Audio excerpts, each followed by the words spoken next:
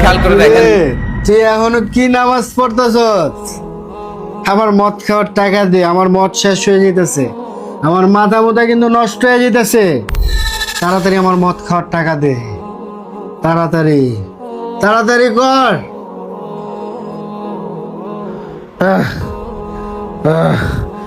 এই আমার ও টাকা দিতেছে না কেন? আজকে যদি টাকা না দেয় ওরে আমি কিন্তু শেষ করে ফেলাবো। কি রে, তোর নামাজ শেষ করতে এতক্ষণ লাগে? হ্যাঁ, কি হয়েছে? কি হয়েছে মানে? তুই বুঝতেছিস না আমার মদ শেষ হয়ে গেছে, আমার মাথা মতো নষ্ট হয়ে যেতেছে। নামাজে কি এমন আছে? হ্যাঁ, মদ খাইলে ভাল লাগে, মনে শান্তি মিলে, তুই কি বুঝবি? তাড়াতাড়ি আমার মদ খাওয়ার টাকা দে, নাহলে কিন্তু তোর আজকে মাইরে ফেলামু। ঠিক আছে, আমি তোমাকে টাকা দিব, কিন্তু শর্ত আছে একটা। শর্ত? আবার কিসের শর্ত? তোমাকে নামাজ পড়তে হবে এখন। আমার নামাজ পড়তে পড়তে নামাজ পড়লাম, সমস্যা কি? কিন্তু তোর একটা কথা বইলা দিতেছি, নামাজ শেষ হওয়ার সাথে সাথে তুই আমার টাকা দিবি। ঠিক আছে, নামাজ পড়ে আমি টাকা নিয়ে আসতেছি।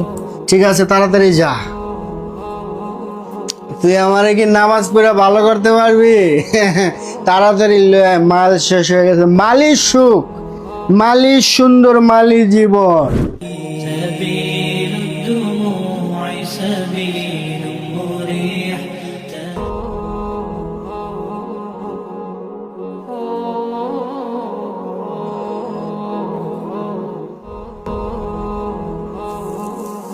তুমি আমার শর্ত অনুযায়ী নামাজ পড়ছো। এই ব্যাগের মধ্যে 20,000 টাকা আছে, এই নাও, তোমার যত মনে চায় তুমি মদ খাও। না না, আমার টাকা লাগবো না।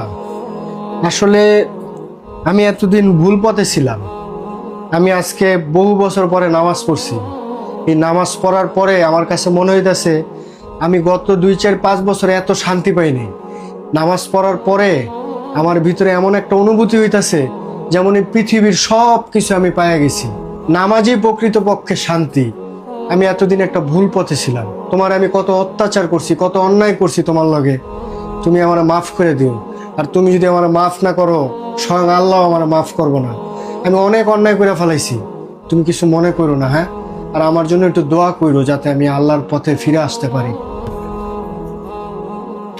হে আল্লাহ, আজকে আমার স্বামী দিনের পথে ফিরে আসছে, আল্লাহ তুমি তাকে কবুল করো, আমিন।